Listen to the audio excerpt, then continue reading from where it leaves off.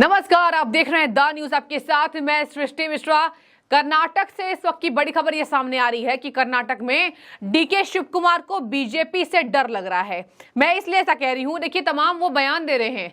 वो कह रहे हैं कि कर्नाटक में बीजेपी की एक टीम एक्टिव है, एक एक्टिव टीम है जो सिद्धारमैया के कुर्सी को हथियाना चाह रही है। मतलब सिद्धारमैया के पास जितनी शक्तियां हैं, मुख्यमंत्री है, कांग्रेस पार्टी वापस आई है पर कर्नाटक में बीजेपी को हटाकर।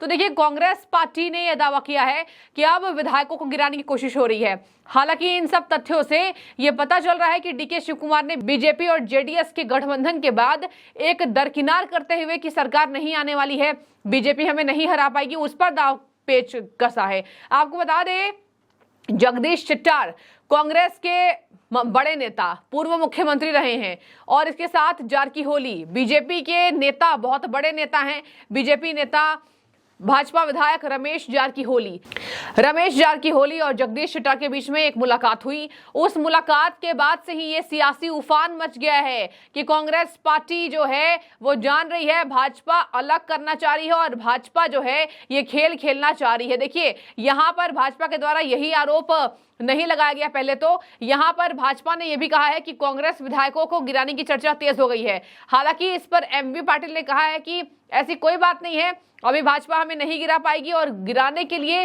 कम से कम 65 विधायकों का समर्थन होना चाहिए। देखिए, ये ताव पेच पहली बार ऐसा नहीं हुआ है कर्नाटक कांग्रेस में। कर्नाटक में वैसे भी कांग्रेस अपनी मुफ्त योजनाओं पर घिरी, लगातार बिजली कटौती कर रही है। 5 योजनाओं को जो लेकर आए थे, ये मुफ्त चावल, सब में विफल रहने के बाद वहां जब जेडीएस ने गठबंधन किया बीजेपी से, ये कहते हुए कि कर्नाटक की जनता को हमारी जरूरत है, कांग्रेस ने पूरा बुरा हाल कर दिया है, उसके बाद से कांग्रेस में ये बिलबिलाहट है। आपको बता दें, डीके शिव कुमार ने कहा है कि मुख्यमंत्री बागडोर हथियाने के लिए भाजपा के प्रयासों से मैं अवगत हूं।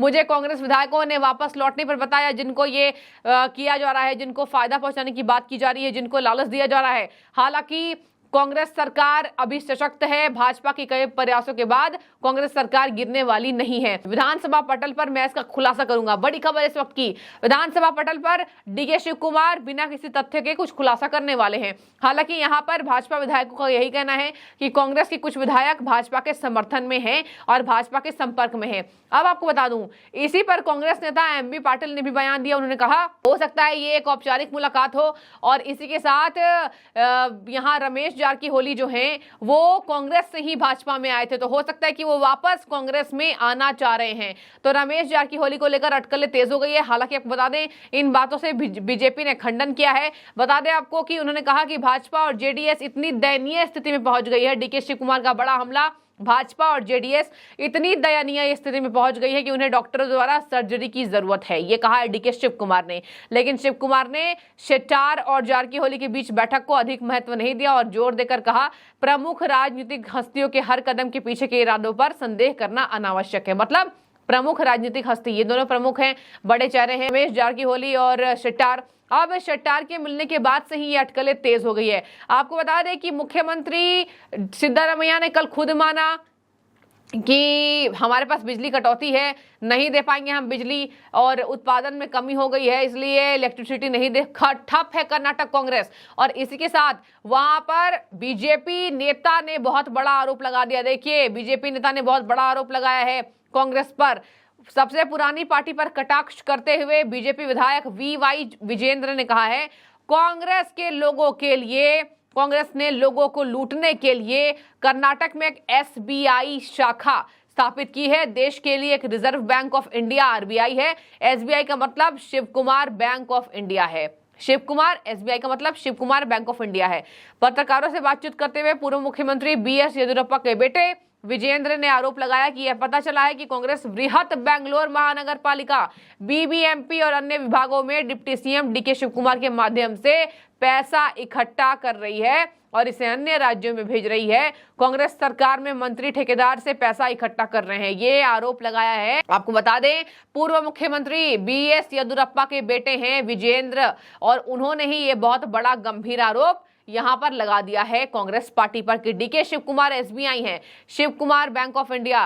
और यहाँ पर बता दिया कि डीके शिव कुमार धन इकट्ठा कर रहे हैं और अन्य राज्यों में भेज रहे हैं, और बैंक ऑफ इंडिया है शिव कुमार। अब यानी कि बीबीएमपी पे यानी कि यहाँ पर कहा जा रहा है कि बहुत बड़े संख्या में पैसा इकट्ठा कर कर राज्यों में अलग भेजा जा रहा है। और ये कह दिया कि बेंगलोर महानगर पालिका, जिनके स्वामित्व खुद डीके शिव कुमार के पास है, तो देखिए यहाँ पर उप मुख्यमंत्री बनते हुए बतौर डीके शिव कुमार धन इकट्ठा करने का काम कर रहे हैं और ये कर्नाटक में हो रहा है। वैसे भी इनके पास धन नहीं है, कह दिया गया हम इस साल तो नहीं किसी भी योजना की शुरुआत कर पाएंगे। देखिए अक्टूबर का महीना है, 2 महीने और बस बचे हैं, फिर नया साल है।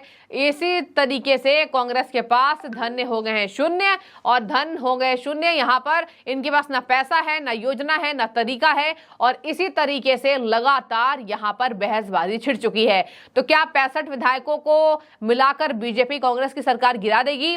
हालांकि लगातार इसको खारिज किया जा रहा है कि ऐसी कोई बात नहीं है, लेकिन फिलहाल जिस तरीके से डीके शिव कुमार ने बड़ा आरोप, गंभीर आरोप बीजेपी पर लगा दिया है और कह दिया है कि बीजेपी विधायकों को लालच दे रही है और यहाँ पर मुझे सारी जानकारी है, एक भी विधायक बीजेपी के संपर्क में नहीं है, केवल बातचीत करने से नहीं होता है, हमारे विधायक हमारे लिए पक्के हैं। मतलब कांग्रेस जितने विधायक हैं वो पक्के हैं। आपको बता दें कर्नाटक कांग्रेस के कई ऐसे नेता हैं जो ये कह रहे हैं कि जो सरकार घिरी है अपनी योजनाओं पर, इसी वजह से वो बीजेपी और जेडीएस का दामन थामने वाले हैं। हालांकि अभी कोई नाम सामने नहीं आया है, कौन से विधायक हैं, कौन आएगा कांग्रेस में, कांग्रेस से बीजेपी में, हालांकि कुछ नाम नहीं आया है। लेकिन ये बातें सामने आ रही है कि योजनाओं में घिरने के बाद कांग्रेस पार्टी घिर गई है। जनता उन्हें इस बार बाहर हटाने का मौका देख रही है कि कब चुनाव हो और कब हम कर्नाटक से जनता को पूरा विश्वास है कि कर्नाटक कांग्रेस अच्छी पार्टी नहीं है, अच्छी सरकार नहीं है। ये ना हमें मुफ्त कुछ दे पा रहे हैं, केवल बस झूठ का लालच देकर वोट बटोर लिया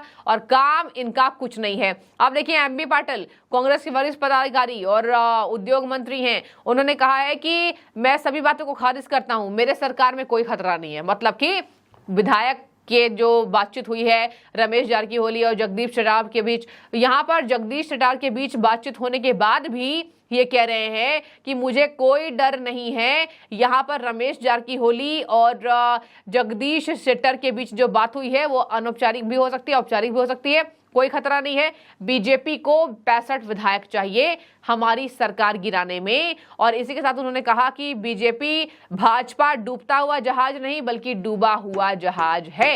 ये कहा है एमबी पाटिल ने कि भाजपा डूबा हुआ जहाज नहीं, डूबता हुआ जहाज पहले ही हो चुका है।